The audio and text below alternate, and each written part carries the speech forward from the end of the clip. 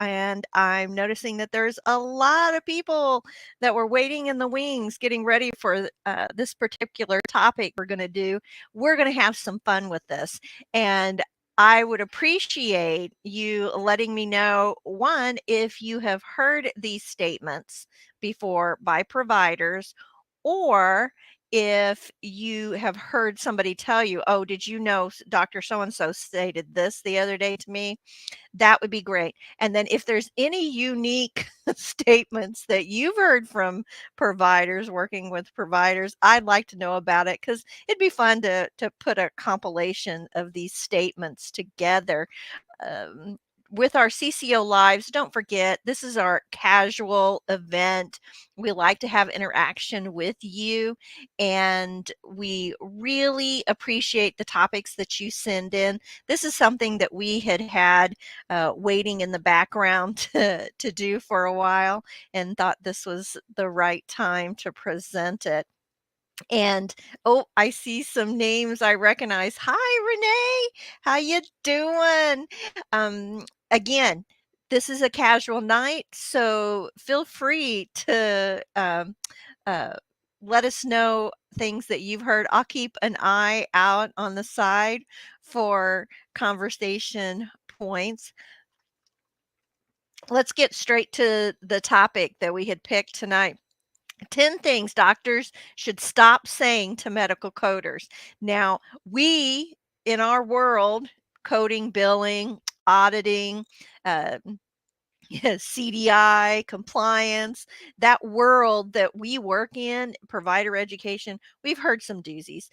And this could be twofold. This would be great for providers to listen to kind of have some fun.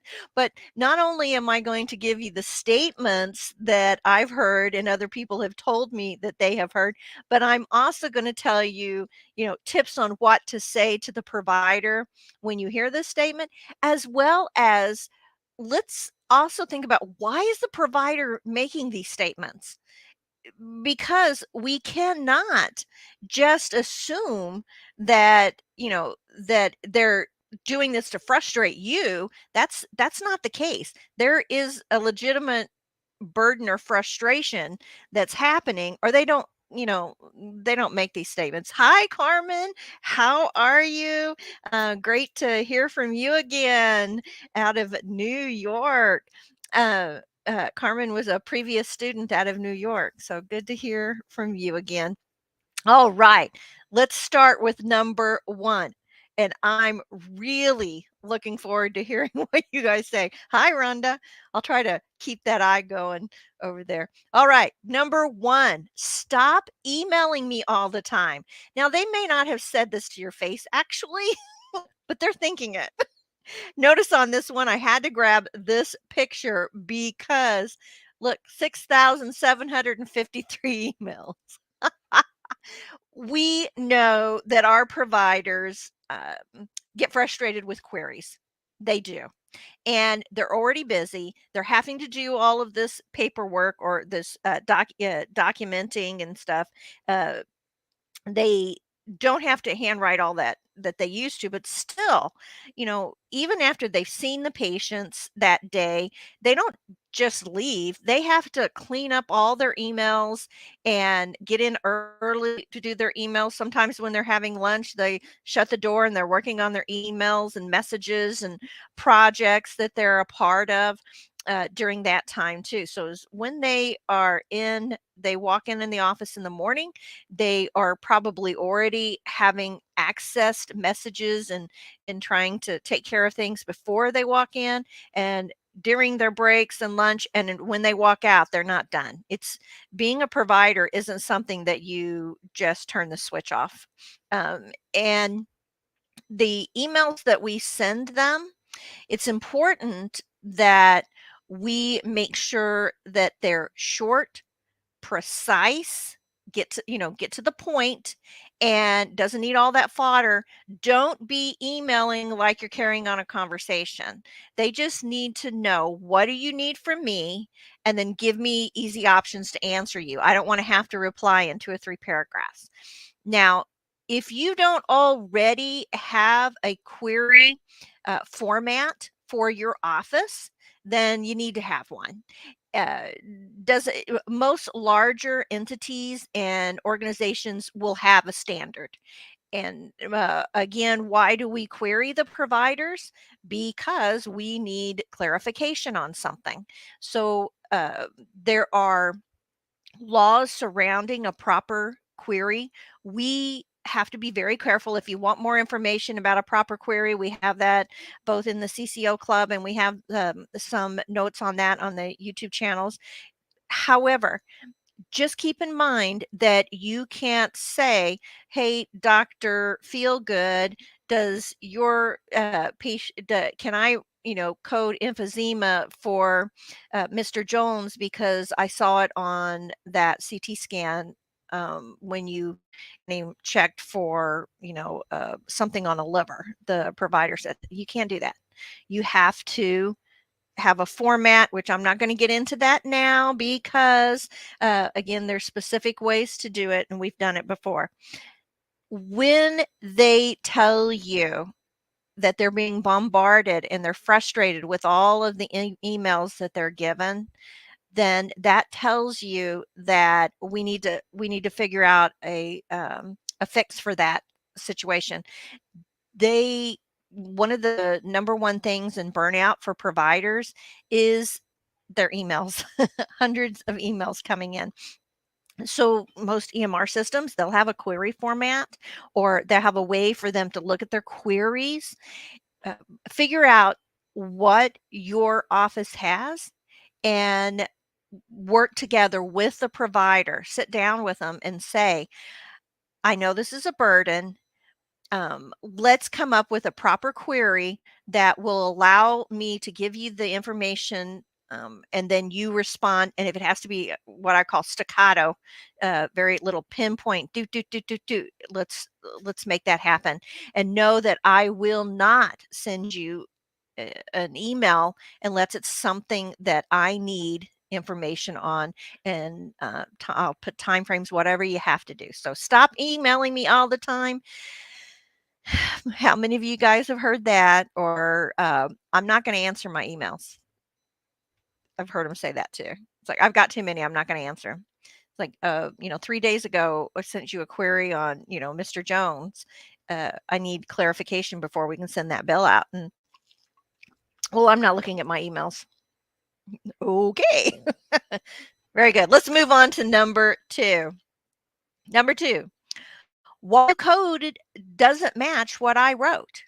Now, this becomes a problem because I know that when they go back and the provider looks at the documentation, and if they have a list of the codes and everything that was billed out with that, and they um, they that just recently I was talking to some providers, and there was a big hoopla about being downcoded. The providers were really frustrated at this ACO because they said the coding group that was doing all their coding kept downcoding what they were doing.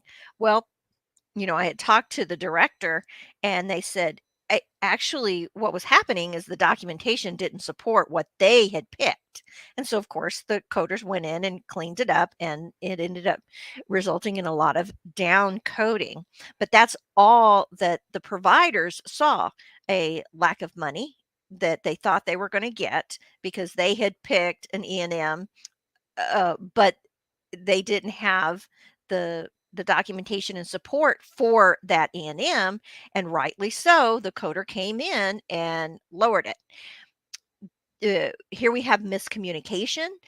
We have frustration on both sides, and the director had stated that we had been telling the providers that what they were probably doing the work, but the documentation didn't support the level for that encounter, and so therefore the coders had to pick a different code. And in that scenario, the providers were looking at the money going down, and even though they had been told what was causing this discrepancy, it wasn't clicking for them, or they were in denial, or they wanted an outlet for their frustration, so they picked the coders and they ended up firing that coding group. Well, this had been in the past, and now that they're having some issues again, um, there is tension between who are we getting to do the coding, and the one provider says, I do it all by myself. I do all the coding, but he wasn't trained to do the coding, and he doesn't understand why there's discrepancies again and why it's a problem, because again he's upcoding, and you get the point. So whenever you have a provider that tells you, hey, this isn't matching, that's a time for education on both parties, both the provider educating the coder what their intent is, and the coder educating the provider and saying, this is your intent. However, this is what is documented. So yes, you did A, B, and C, but if it's not, if B is left out of the documentation, then I don't get to code for B. And so having that communication, open communication, and good relationship will help with that. Renee says our providers have 10 business days to reply to queries or to provide missing or incomplete documentation, or hospital admin suspends them. See, the value there is that what Renee has is the support of working for a large entity, whereas a lot of these small groups or ACOs, they don't have that. And they would benefit from having a policy like that in place. Now, if it's an ACO, you're not going to get that. They're going to fight because the providers are the ones that run the ACO. However, if you can show them the benefit of saying, hey, we've got a 10-day time period, and get the money guys in there too, and why we need replies on these particular queries, etc., then everybody sits down at the table and says, here's our pain points, here's how we can fix them. Do we all agree? Okay, write it down in the compliance notebook and let's move forward and see what type of improvements that we can make together. So yes, very, very good point. And just because you say that that it's all going to work together and everything, then you have old Dr. Slaughter that's been practicing for 40 years and doing the same thing for the past 40 years. He's can be quite cantankerous for change. I think we'll be able to use Dr. Slaughter as a reference again here in a moment or two. So number two, why what you coded doesn't match what I wrote. What you wrote actually um, doesn't match what you wanted it to be, or this is what I need, or I've got another example coming up where we could say that's like this one, number two, where what the provider picked in the code doesn't match what went out because of the EMR system. So we'll get to that one in a moment. Here's a fun one. You said I can't do that. Why do you keep changing what you want me to do? Now, again, a lack of communication. Had this scenario just the other day where the provider who had been practicing for a long time had stated, I used, you guys, which it wasn't me because this was a long time ago, but again, we're all lumped in together. You guys used to tell me all the time that I was documenting everything that was wrong with the patient and that it was too much information, and I was only allowed to document on why I was seeing that patient that day. Well, yes, that's kind of the way it was back then, and that's kind of a broad statement. I mean, but now the E&M is based on medical decision making. And if your documentation, your medical decision making was affected by any of these chronic conditions that are listed on the problem list, then you need to document that. And um, it does increase the leveling for the E&M.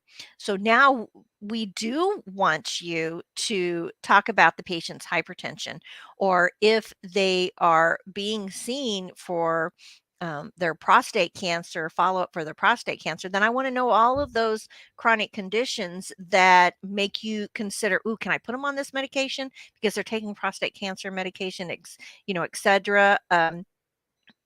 Diabetes, if what is not being affected by the diabetes, it's almost better to state this organ system is still not, is so far doing well and not being affected by the diabetes, but everything else is. We'll list that out. And the only exception that I could ever think of to that would be a patient that comes in to have cerumen, cleaned out of their ears. And otherwise, it'd be kind of hard pressed for these chronic conditions having not been a part of the medical decision making most often when you break it down. And we have to remind our providers that you see these patients and these diagnoses and these challenges every day. You almost become nose blind to the complexity and severity that is your patient because it's so common to you. But from the outside looking in, it actually is a complex patient. Your medical decision making is elevated due to, ABC, and therefore you need to document that.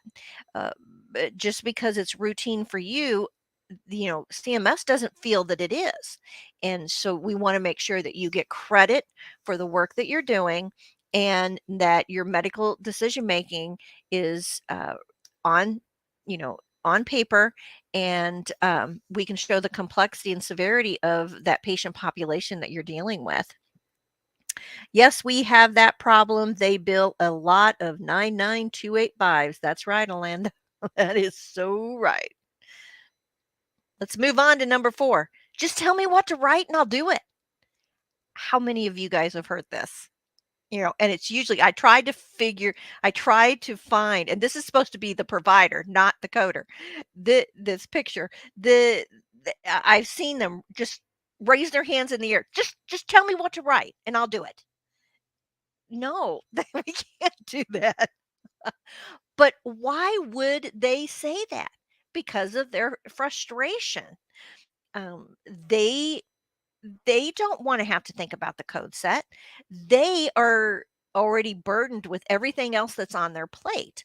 And so when we are bombarding them with emails, we're not giving them queries that are quick, easy to follow, and giving them all the information that they need in an email so they don't have to go look up 45 pieces of documentation to confirm whether that patient truly is a CKD patient or not. You've got the information right there in front of them, or dates or links for them to check a lab value, as well as stating, this, proper queries. Then it's going to make them feel more confidence in your ability to do your job, as well as alleviate the burden that it is entails having to answer these questions all the time. Um, I know that by the time they get to this point, because they know that this statement is, inappropriate, they've hit their max of frustration, and that is going to be problematic for the entire office. So once they get to this point, then you're going to lose that relationship that you've been trying to build. And every time they're walking down the hall and they see you step into the hall, they're going to turn around and go the other way because you're the source of their frustration. And we don't want that ever to happen. We want them to know that you've partnered with them. What is your job?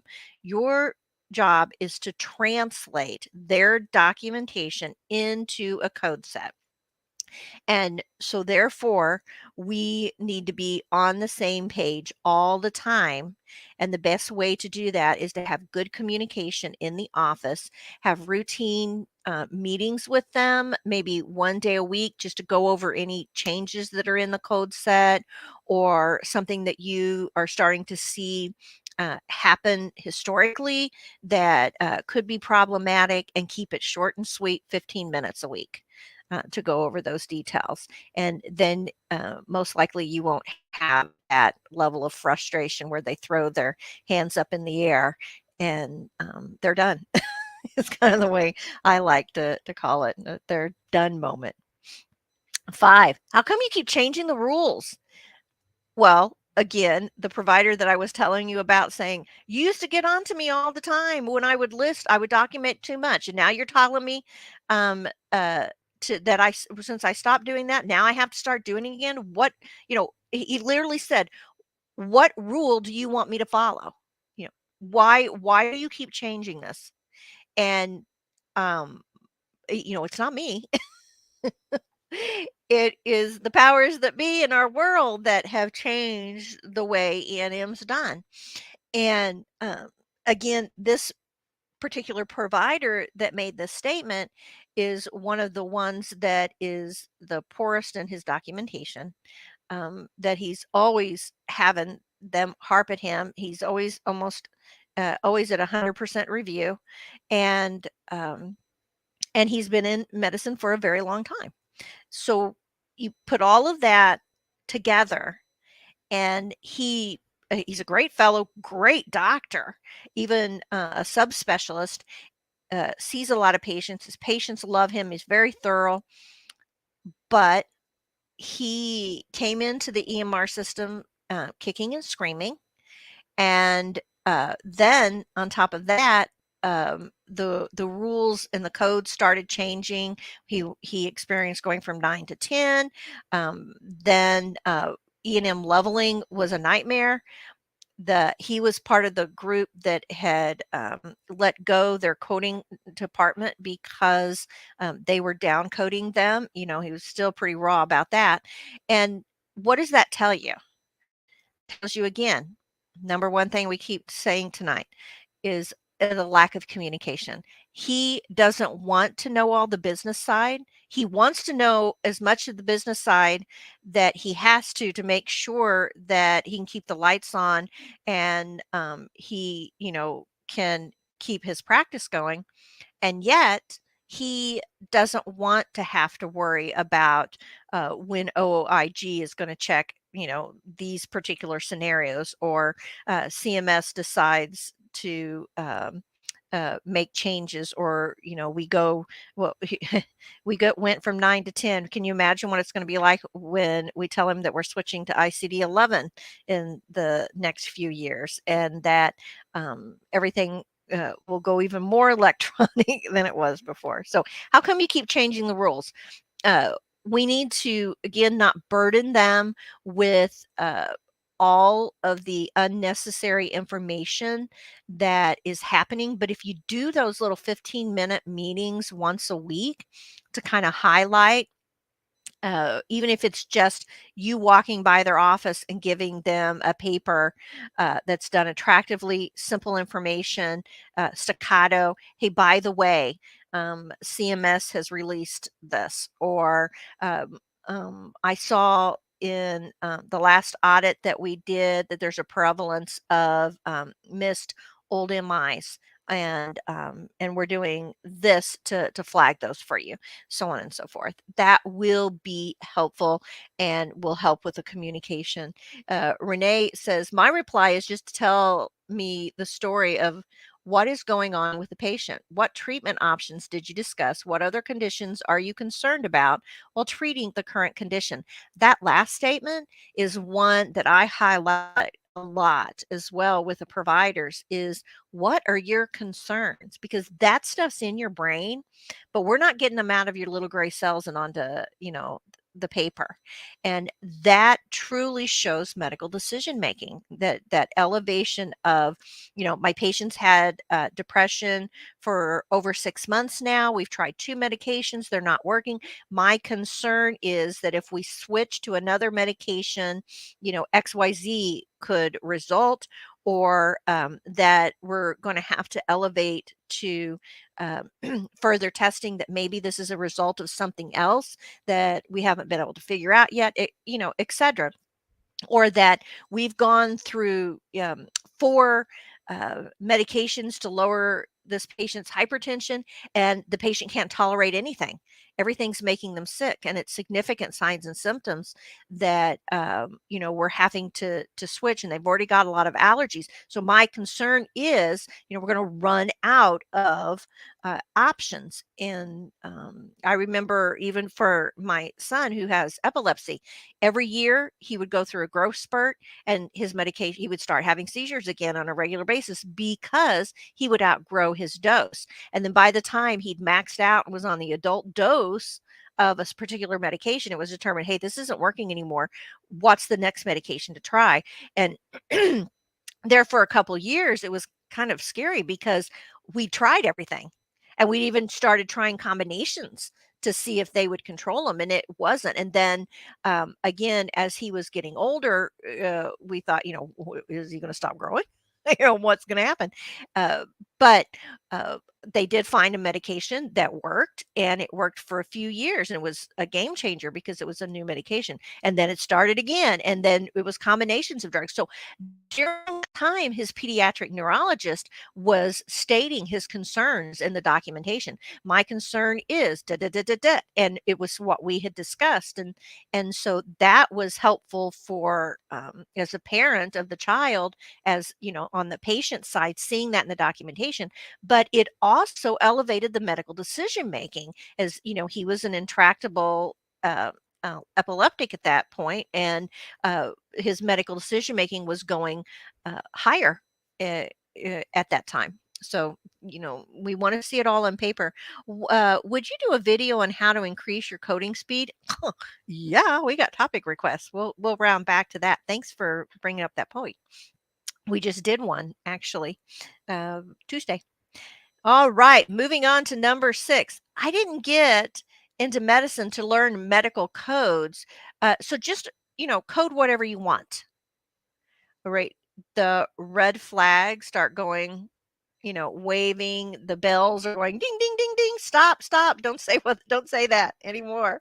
The bad guys in black are probably listening. No, but it's true. Doctors and providers did not get into medicine to have to deal with a code set. That's not why they did it. Now, every year, I keep thinking that I'm going to be able to get into some med schools, and that's one of my dreams, to get into some med schools and start educating the providers before they graduate, so that this is not such a burden to them. Because even when they do their internships, they're not talked the codes aren't talked about. They're not having to do that. They're still learning their specialty, and they're not forced to pick codes. The other doctors are doing that, the ones that are supervising them. So again, when they finally get out and start practicing, this is this is a big slap in the face to have to listen to people like me telling them everything that they're doing wrong in their documentation, or what they were told on how to document is not going to be acceptable in the real world. Hopefully they had really good mentors in their internships that will help them. But how often do we have those simple mistakes, like my patient has a history of, diabetes, hyperlipidemia, and prostate cancer? Do they really have a history of those things, or are they being seen for you to treat those things? Little stuff like that that becomes very problematic in the real world. And again, what does that fall back on? Communication. Finding a way to build that relationship with the provider so that, one, they're comfortable enough to ask you questions, that you give them the training or the ability to not memorize codes, but to see if something doesn't seem right when they look at the descriptions, or that they remember, hey, I think that she told me that if I use this code, or if my patient has this diagnosis, then I'm going to have to also, that's going to be a 2 code situation. I'm going to have to go find that other code. so I'm either going to flag that for her to look at, or I'm going to go find my note, or if you even better, if you give them those little flashcards and put them on a ring, so of any specialty, they can keep that in their pocket and flip that out and say, oh, that's right. Hypertension isn't I10 when the patient also has CKD. It's I12. Something like, and then they can type that in. It's like, oh, yep, there it is. That's what she told me. So again, communicating, building the relationship, and letting them know about the common codes that they're seeing in their patient population, right? Where, if they don't have any patients that have epilepsy right now, then don't be force feeding them information on, coding epilepsy. If they have a high prevalence of diabetes in their patient population, then you're drilling in, hey, these are the complications. This is what I need to know in your documentation to get to the highest specificity to translate for you, etc. Moving on, we're making great time, guys. 7. How many of you guys have heard this? What do I write to get paid? Um, that should make the sirens go off, right? And your little spidey senses, coding senses go ding, ding, ding, warning, warning. No, we never talk about the money, even though I know that's what they're thinking. And they are rightly so, should be concerned about the money that's coming in. But that is a huge red flag. It isn't about the money. Our focus is documentation, treating the patient, and getting reimbursed properly for the medical decision making, everything that you're doing to the patient, as well as the complexity of severity of the patient. And that's based on the ICD-10 codes, and showing the complexity of the patient. Again, will be those diagnoses. However, the E&Ms and the procedure codes have to be done correctly as well. Uh, if you have really good coders in the office, they will be able to capture the codes at the highest specificity as well. But it's not a matter of, mm, what do I have to write so that I can maximize my reimbursement? No. What did you do to the patient? How complex was the patient? What were your concerns? Like Renee mentioned, that raises that complexity. Carmen says, true. Yeah. What do I write to get paid? No. Yeah, that isn't a matter of, our focus should never be on money, although it has to be, because we want to get quality toilet paper for the office. We want to keep the lights on so that we can still see the patients, but you also want to get the best contracts that you can with Medicare and Medicaid and so on, so that you are reimbursed at full capacity with them. And how do you do that? You make sure that they're not losing money, and that the patient isn't more complex than what you're indicating by the codes that you're sending in for your documentation, that you're capturing everybody at the highest level, so that there's no surprises to them. And therefore, you guys, everybody is working as a team. Renee goes on to say, I've had them ask, well, what diagnosis codes does cover this lab procedure? Yes, and I can understand that too. That is, they get really, really confused, don't they, um, about that. And some things aren't paid, but we want to switch their brain into thinking that, hey, I need to do these tests, and they can say, am I going to get reimbursed for these or not? Well, what is your patient? What's your diagnoses, and stuff. And it's not that you're tweaking, it's just that you're making sure that what is documented validates those labs and procedures. They do come in, the men in black do come in and get paid to find mistakes. And there is a peer of mine that is working, or had been working, with a provider who didn't use an EMR system, wrote down everything, and he was a high level specialist, and I won't even mention the specialty. But The problem is he just ordered labs, because all of his patients were at a high level of complexity because that was his job, and, but nothing in the documentation validated it. He just ordered all these labs. And yes, because of what this patient had, it was okay, I mean, I won't say it was okay. It was valid in his mind, and yes, other providers would do it, but he didn't write anything to state that. He would just say, "Well, the patient had X, so therefore I want all these labs." Well, these were really expensive labs, but that's all he wrote. He didn't justify why these labs were needed. The diagnosis alone wasn't going to justify it. And, so it was a problem, and, Medicare booted him out after a while, because you can't go back and prove something years later just because you wrote the diagnosis and ordered, 10 labs, and you kept ordering them. Yeah, you needed that information, but you never told us why. And so, again, that was a problem. And it was another provider that had been doing this for so long that had gone to handwritten notes, went into, kicking and screaming. He didn't even do EMRs. He still didn't do EMRs.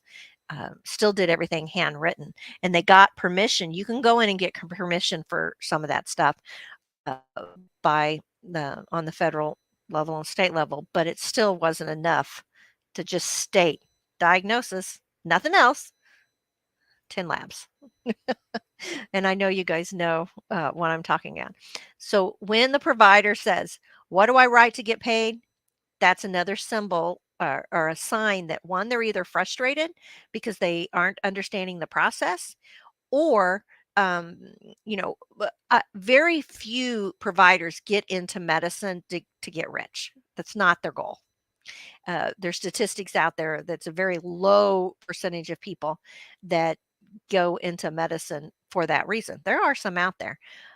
However, my thought is if I have a provider ask me that, then that tells me they've got concerns. They're worried.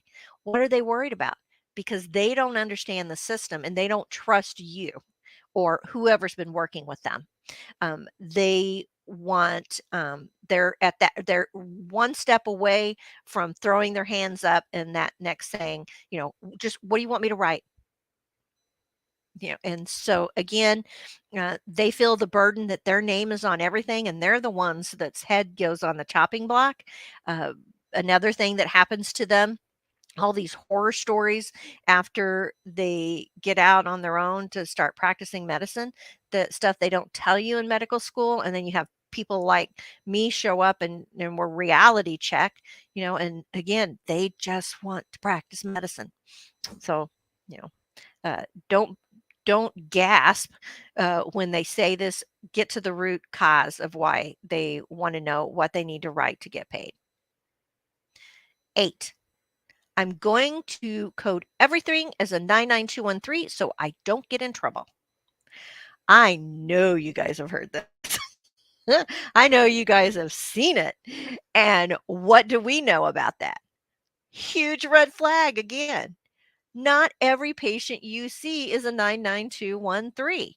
Not, and that doesn't mean they're a 5, but that also doesn't mean they're a 2. The fact is you have, uh, uh, they can track in your community, uh, how many 99213s are billed on average for the population that you live in, that your practice is in. I could go do that, uh, because that's all captured data that's free to the public. You just have to have the right software to do it.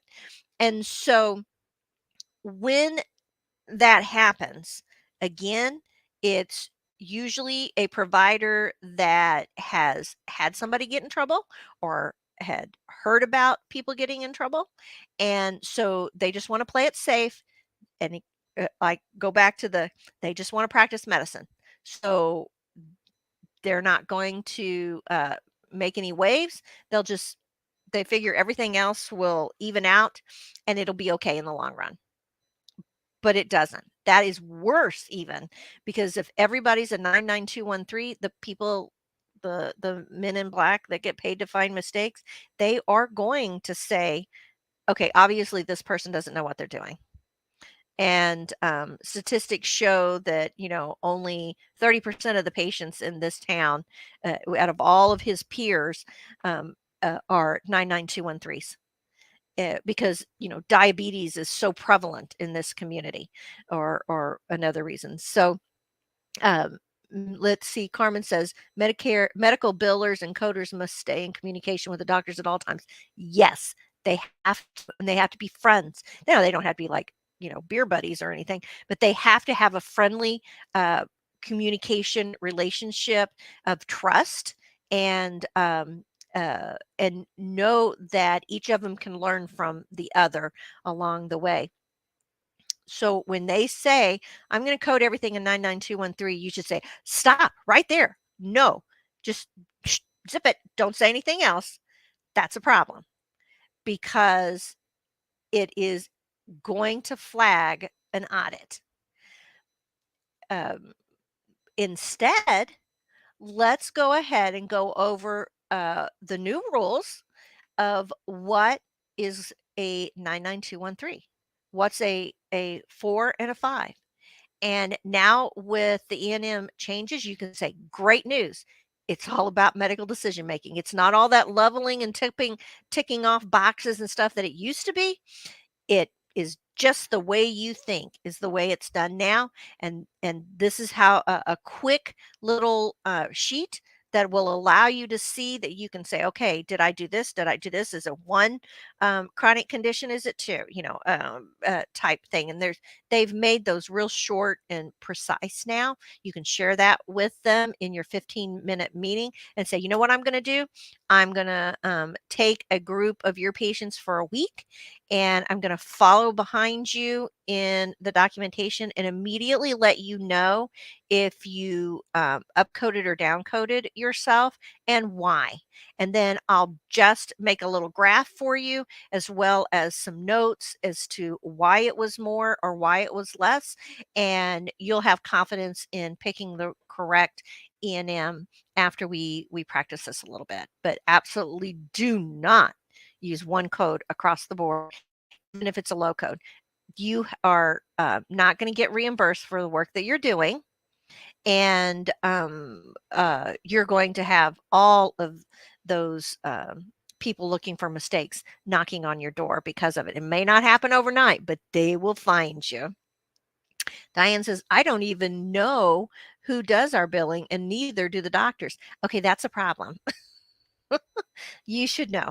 You should absolutely know. Find out, and make sure that they are doing a good job.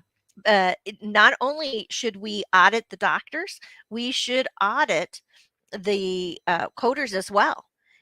Some are better than others. Some have bad days, and rules and guidelines change, and we want to make sure they're educated and staying on top of it, of what's happening as well. Moving on to 9. We're almost done, guys. Are we having fun yet? I appreciate you joining us. The comments that you made. Here's a good one. I will not get audited because they don't audit my specialty. You hear this a lot by pediatricians. They don't care about us. They just care about Medicare fraud, and I don't treat Medicare patients. Uh, no. Well, first of all, there are some patients on disability that get Medicaid and Medicare that are pediatric age. Uh, then on top of that, how many of your patients are Medicaid? Medicaid? A lot, probably. And just because they're on the state level versus the federal level, they have men in black as well that get paid to find mistakes.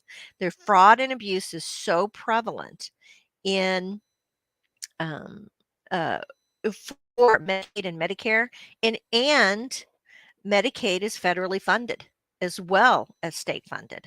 In fact, after the Affordable Care Act was implemented in the final, I think, level was 2016, then uh, ultimately just about every payer had federal funding of some type, and if they're giving out money, they're tracking it, and they have the right to go in and audit and find out where their money's going and if it's being abused. So don't ever say that your specialty isn't being audited. I know for a fact that they look for outliers, especially with modifiers like modifier 25. Who do you think has a lot of modifier 25 usage? Usually above normal. In even in well, in their peers could have um, uh, how do I want to say this? Uh, Within the peers, they look at all of the specialists, the same specialty, and then they say, well, across your peers, you're using this code, 20 times more than what everybody else does. And so that makes you an outlier. Well, um, modifier 25 gets used and tracked a lot because it pays out more. Podiatrists, because how often do you go in and see the podiatrist? Even the diabetics, if they have to take care of something with your foot, they're not going to make you leave and come back another time to do the procedure. They're going to do it right there. And so, and a lot of people have to travel to go see the podiatrist. There's not one on every corner like there is with pediatricians and family medicine, or and now orthopedists and stuff. So they're just not as common. And so they use modifier 25 a lot, and rightly so. However, that means they're flagged. And there's a lot of frustration because of that. But pediatricians, everybody gets audited. In fact, I pulled up a New Jersey pediatrician settles case, and let's see. Oh, Renee says, yeah, think again, doc. Family practice. Ashley says, I know this may not be on the specific topic, but do you have a video on how to know which code should be coded first? Oh, yeah, I'm in school and still learning, but have not seen many of the videos on this topic. Yes, I do. It's called sequencing, and we'll get that information to you. So I don't know. I don't think, no, it won't let me pull this article over because of the way I've got it set up. But this is an OIG article that, and oh, I could put it in the chat for,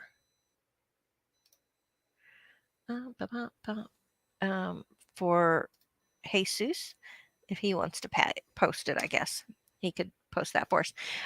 But what they did, it's a pediatrician, and they paid, let's see, 300, they settled for $336,000, 298 52. Settlement agreement with OIG. The settlement agreement resolves allegation that this provider knowingly presented to Medicaid through certain, in the particular state, Medicaid Management Care Organization, or the MCO, claims for items or services that she knew, or here's the kicker, or should have known because the law changed, were not provided as claimed and were false and fraudulent. So they stated that they submitted or caused to be submitted claims for items and services provided to beneficiaries, blah, blah, blah. Resubmission of previously denied for items and services, and submitted or caused to be submitted claims for items or services provided to Medicaid beneficiaries enrolled, blah, blah, blah. So again, you think that OIG doesn't go after pediatricians? They do. And I can't remember how many, I think it was Medicare. They had stated that Medicare has like 3 trillion in fraud and abuse in a year, and Medicaid is probably right with that too. So, yeah. We got number 10 next. So don't ever think that you won't be audited.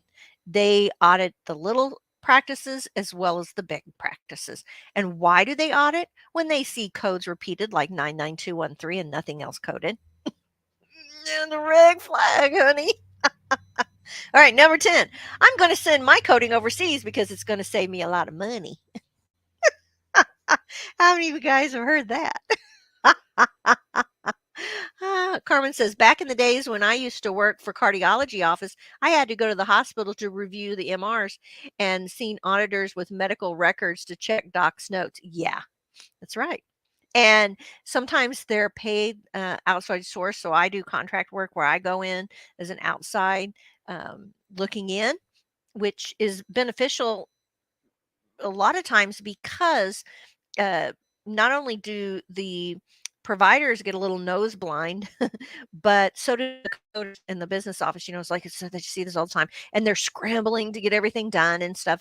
And then you have somebody like me come in and say, "Oh, guess what? I just saw a trend, and it's an easy fix. Let me tell you how to fix it, and this is what you need to do to make sure you don't get in trouble in the future." Etc. So you have to have a fresh set of eyes on there. So I'm going to send everything overseas. No, that is probably not the wisest of ideas. There are tons of articles on this. It doesn't matter where you plan to send them. The fact is simple that once that data crosses the ocean, it's not protected anymore, even though they say it is. The people that are doing the audits, they could have credentials, but other countries don't hold testing standards to the level that we do, and so if errors are being made, you may not be fully aware of it. I know a lot of practices who went this route back some time ago, and they're still paying off the repercussions of the errors that were made. They can't be properly vetted. Who's using who you're sending them off to. So again, now if the entity, I'm not saying that everybody overseas is bad. I'm just saying that you can't vet what's going on overseas. And so that would make me very worried. And only because I've seen problems too. So think twice about the benefits and the cost of having something overseas versus in-house or outsourced. So outsourced is different than sending it overseas to be done. There are a lot of fabulous, legitimate, and vetted billing and coding companies out there. And so I would do some research and find a company. And the great thing about billing and coding, though, these companies is they can be anywhere in the United States. Yeah, all variables considered, offshore coders cost hospitals 3.10 or $3.10 per hour more than their American counterparts. That is a great fact. And so, uh, I always would be concerned when you hear about things going overseas. Nothing good seems to come of it ever. It may look on paper like it would be beneficial, but it never is. And you don't have that communication or that relationship built up with those. Are they going to tell you about the trends and the mistakes? No, they're just a drone popping in the numbers. And so that also ends up being problematic, I think. But you did notice this picture that saving money and got that ancient computer. How many guys remember those? I know some of you are old enough to remember those. Hey, we got a bonus. A bonus one is uh, that is the code the EMR told me to use. You hear this all the time, don't you? And I'm working with a group now, an ACO, and I'm doing all these audits. And one of the things that I keep seeing is that it has the code, which is really nice because the ANP, where they state the diagnosis, it shows the code that that was associated with it. So the EMR set up like that, which kind of nice. But what happened is that when they first got the system a long time ago, somebody was given the ability to go in and change the description, the code description. So it isn't the code description that's in the book. However, it is, for example, E11.59, it says type 2 diabetes with hypertension. And then it says E11.59. Well, the provider thinks that it also codes hypertension at the same time, and it doesn't. E11.59, if with hypertension, you have to code the hypertension. It's not a causal relationship, it's not a combo code. But they think it is because the EMR stated it. When they picked that code, that's what it states. That's all it has to do for the legal, for it to be legal. Well, that's right for the office visit, but not the billing. That when you bill it out, you have to bill out E11.59 and I10. You have to tell them what the actual verbiage is: type 2 diabetes with other circulatory complication. Well, what's the other circulatory complication? You never stated, and you never gave us the told us what it is.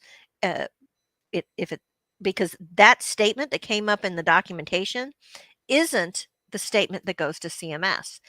And so therefore we need to know what the other is, and you have to also put in their hypertension and code the I10 in addition. The same thing if you're going to link hyperlipidemia. That would be E11.69. And I'll see this too, type 2 diabetes uh, uh, with hyperlipidemia, or, hyperlipidemia affecting type 2 diabetes. Da, da, da, da. But you got to still tell what type of hyperlipidemia the patient has. And there's a whole lot of different types. But even if it's unspecified, that still has to be put on the form, the 1500 form, even though it states it in the documentation. Now, that is fine for the provider to have that statement in there. They did their job. If they know, though, that the code, that statement is not accurate, that was stated. But if the coder knows, the coder has all the information that they need. Type 2 diabetes with hypertension. Well, they can go back and put the two codes in. But because they're translating, they have the ability, the documentation's right there. The provider needs to know that if any of that verbiage is being changed or has been changed, they don't read the code set. They don't know. We need to let them know that that is not an accurate statement. That is not what that code reads. That it actually reads, with other complication. And uh, and there are other codes that are used with other in it, and it states you have to specify what the other is. And that's that communication that we can give them. If they went in and changed any other code descriptions, maybe it isn't about the other, that they tweaked it and changed it completely. If they changed it and it doesn't truly represent the code, that's a problem too, because now the document that they're signing off is inaccurate, and that can be a problem. Very, very important for these EMR systems to if to verify however often that you set it up, that they are following the code set description and they haven't been tweaked or changed by the entity that's using them. The problem too is that back in the day when they were all forced to switch to EMR systems, they were scrambling. Some of them waited to the last minute, which was unfortunate, and so they would they had to dish out a lot of money for this. It was painful, but they didn't get that extra package for support, right? 'Cause that cost even more. So when that time ran out that came with the initial, they don't know how to go in and make changes like this. So then they have to find the IT person. If the IT person doesn't know, so it becomes difficult for everybody. Don't be messing with that code set. Our job is to translate for you. You state what you want, what it is, the diagnoses, what you're doing in the procedures. We'll tell you the information we need to translate properly and to the highest specificity, laterality in there, mild, moderate, severe, things like that.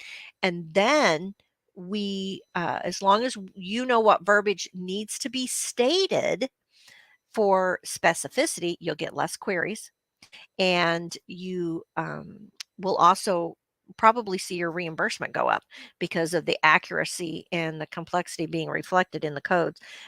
But don't trust the EMR if if it's been around and people have been playing with it. It needs to be updated. Renee says language barriers are a big problem with overseas companies too.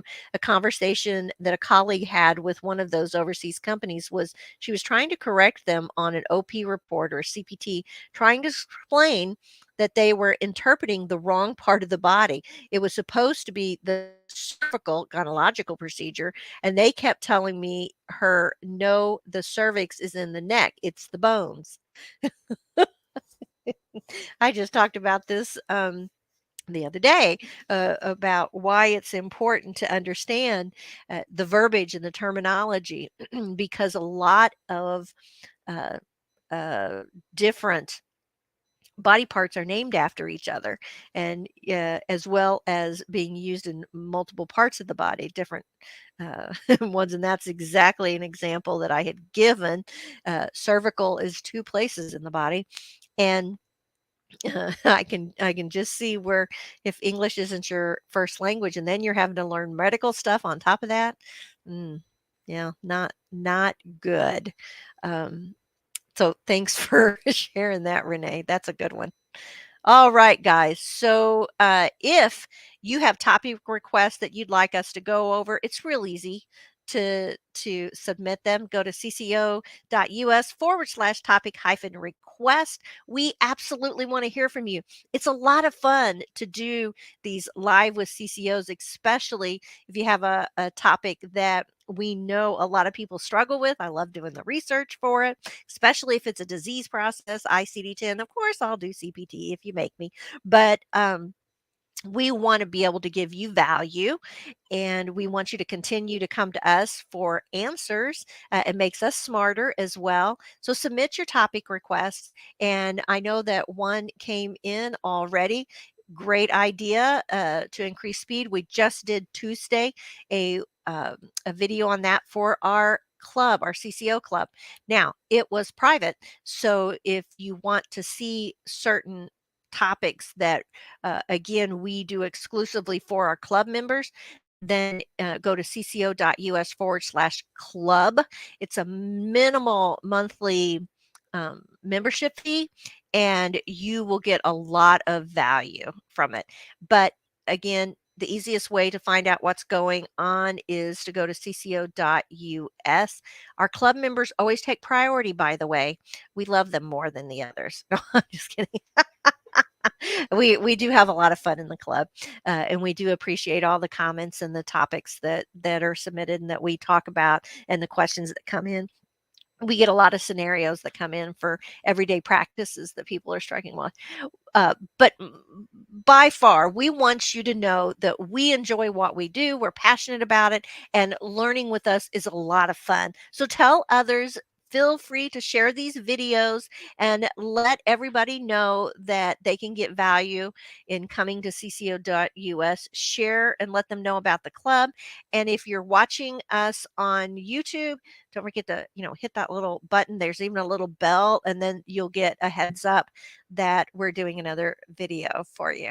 All right, guys. Thanks a lot. Do you need more medical certification and business training? Learn more at www.cco.us.